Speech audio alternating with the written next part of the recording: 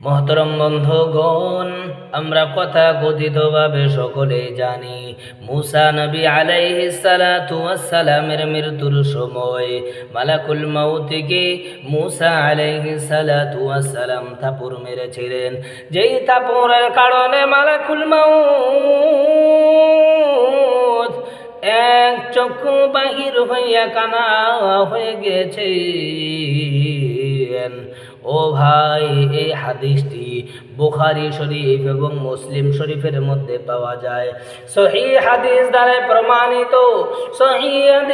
প্রমাণিত এই হাদিস মুসা নবীর নিকটে মালাকুল মউত এসেছিলেন এবং মালাকুল মউতকে মুসা আলাইহিস সালাতু ওয়াস সালাম থাপড় মেরেছিলেন।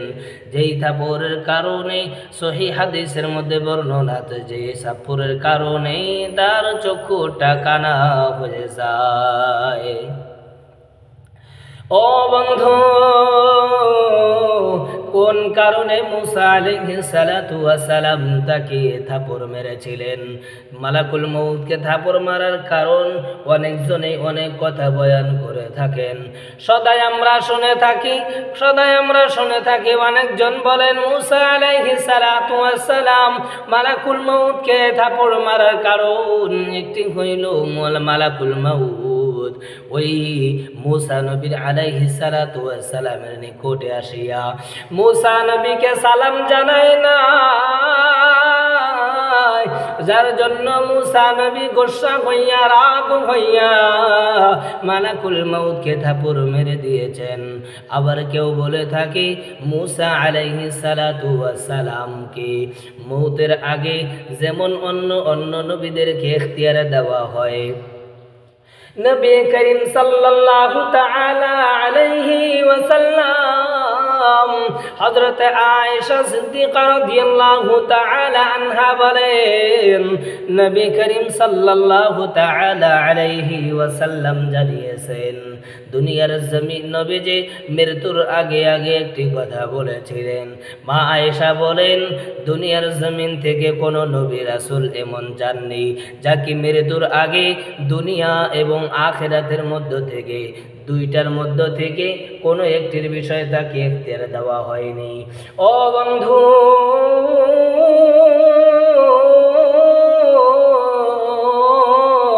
অনেক মানুষ বলে মালাকুল মউত আসিয়া সেই ইখতিয়ার মুসা নবীকে না দিয়া ডাইরেক্ট তার রূহ কবজ করার আশা করেন।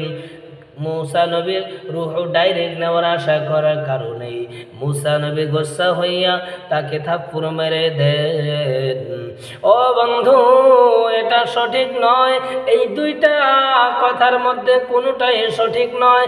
সঠিক বর্ণনা হইল মুসা নবী আলাইহিস সালাতু ওয়াস সালামের নিকটে মালাকুল মউত আসিয়া যান। মালাকুল মউত আসেন একজন মানুষের রূপে, ওয়াসেনা একজন মানুষের রূপে আসিয়া মালাকুল মউত মুসা নবীর ঘরে প্রবেশ করেন। ও বন্ধু, মুসা নবী তাকে চিনতে না পারিয়া তাকে থাপড় মেরে দেন। ওয়াসেনা মানুষ হইয়া ঘরের মধ্যে কেমনে প্রবেশ করলো? ও বন্ধু, কেমনে ফেরেশতা মানুষের রূপ ধরিয়া নবীগণের ঘরে ঢোকে? আমার বন্ধু, কুরআনুল কারীম যখন স্টাডি করবেন সেইখানে আপনি পাইবেন হযরত লূত আলাইহিস সালামের ঘটনা।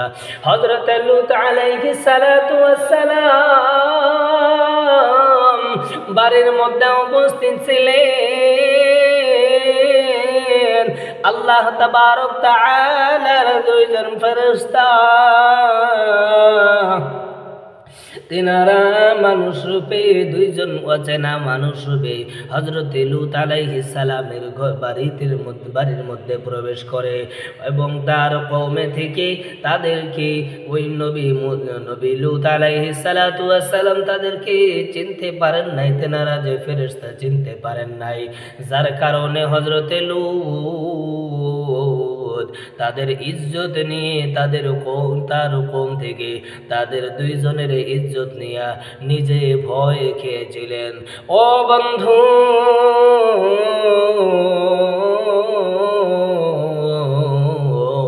এমনি মুসা নবীর নিকটে ফেরেশতা মালাকুল মাউত মানুষ রূপে আসিয়া হাজির হইয়া যায় এবং মালাকুল মাউতকে মুসা আলাইহিস সালাম থাপড় মারিয়া দেন, যার কারণে একটি চক্ষু কানা হয়ে যায়।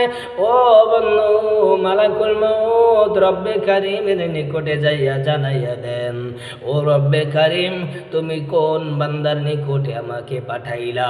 ওই বান্দা দুনিয়ার জমিন থেকে তোমার কাছে আসতে চায় না গো আল্লাহ। ও রব্বে কারীম,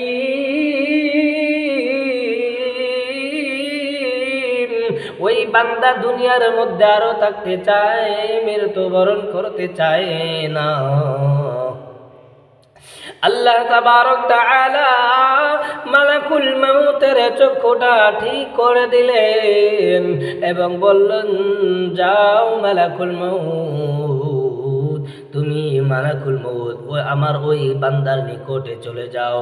ওই বান্দাকে গিয়ে বলো সে যেন একটা গরুর উপরে হাত রেখে, একটা গরুর উপরে হাত রাখার পর তার হাতের নিকটে যত বলো পশম পড়বে, সেই পশম অনুযায়ী তার জিন্দেগির হায়াত আমি আল্লাহ বাড়িয়ে দেব। মালাকুল মাউত আসিয়া হযরত মূসা আলাইহিস সালাতু ওয়াস সালাম কে বললেন, মহান রব্বে কারীম একটা গরুর উপরে আপনাকে হাত রাখতে বলেছেন, ওই আপনার হাতের নিচে যতগুলো পশম পড়বে ওই অনুযায়ী আপনার বয়সকে বৃদ্ধি করে দেওয়া হবে, আপনাকে জিন্দেগি দেওয়া হবে। আল্লাহর নবী মূসা বলেন, মাবুদ, এই যে হায়াতটা আপনি দিতে চাচ্ছেন, এই হায়াত শেষ হওয়ার পর কি হবে? আল্লাহ তাআলা বলেন, মূসা, এরপরে তো তোমার মৃত্যু বরণ করতে হবে। ও বন্ধু, মূসা নবী বলেন, তাহলে আর এই জিন্দেগি, এই কয়েকদিনের জিন্দেগি দিয়ে কি হবে? আল্লাহ, এখনই তো মৃত্যু ভালো। ও বন্ধু, মূসা নবী আলাইহিস সালাতু ওয়াস সালাম তখনই মৃত্যুবরণ করে যান। আমার বন্ধুগণ, যেই মৃত্যু থেকে মূসা নবী বাঁচতে পারেন না, যেই মৃত্যু থেকে হযরতে আদম বাঁচতে পারেন নাই, যেই মৃত্যু থেকে হযরতে নূহ নবী বাঁচতে পারেন নাই, যে মৃত্যু থেকে হযরতে ঈসা নবী বাঁচতে পারেন নাই, যেই মৃত্যু থেকে নবীগণ বাঁচতে পারেন নাই, রাসূলগণ বাঁচতে পারেন নাই। ও ভাই, যে মউত নবীগণকে ছাড়েন নাই, যেই মউত আপনার দাদা পরদাদা, আপনার পরদাদা কেউ ছাড়েন নাই, আমার পরদাদা কেউ ছাড়েন নাই, আমার আপনার দাদা দাদি কেউ ছাড়েন নাই। ও বন্ধু, ওই মউত একদিন আপনাকেও ধরবে, আপনার নিকটেও আসবে। ওই মউত একদিন আপনাকেও পাকড়াও করে নেবে, যেই দিন আপনি দুনিয়ার সকল বস্তু থেকে অসহায় হয়ে যাবেন, কেউ আপনাকে সহায় করতে পারবে না। ওই মালাকুল মাউতকে ধরার জন্য আপনি যদি হাজার হাজার সিকিউরিটি লাগাইয়া দেন, তারপর মালাকুল মাউতকে দেখার সক্ষমতা মানুষের হবে না। ও বন্ধু, ওই মালাকুল মাউতকে থেকে বাঁচার কোনো উপায় নাই, বাঁচার কোনো উপায় নাই। কিন্তু হ্যাঁ, আমাদের হাতে একটা উপায় রয়েছে, যেই উপায়টা খাটাইয়া আমরা মৃত্যুর সময় মৃত্যুর যন্ত্রণাটা কমাইতে পারবো। সেই উপায়টা হইল আল্লাহ এবং আল্লাহর রাসূলের কথা অনুযায়ী জীবনযাপন করিয়া, আল্লাহ এবং আল্লাহর রাসূলের কথা অনুযায়ী জিন্দেগিটাকে প্রচার করাইয়া, আল্লাহ রব্বুল আলামিনের হুকুম নামাজ আদায় করিয়া, আল্লাহ রব্বুল আলামিনের নবীর আদেশ সুন্নতগুলোকে মানিয়া আমরা যদি দুনিয়ার জমিনে নিজের জিন্দেগিটাকে পরিচালনা করতে পারি, তাহলে মৃত্যুর সময় নেককার বান্দা হয়ে যাব। তাহলে আমরা আল্লাহ তাআলার নিকটে যাওয়ার আগে আমরা পরিপূর্ণ মুমিন হইয়া যাব। এবং মুমিন বান্দার ইন্তেকাল মহান রব্বুল আলামিন মালাকুল মউতের দ্বারাই শান্তির সাথে দান করে দেন।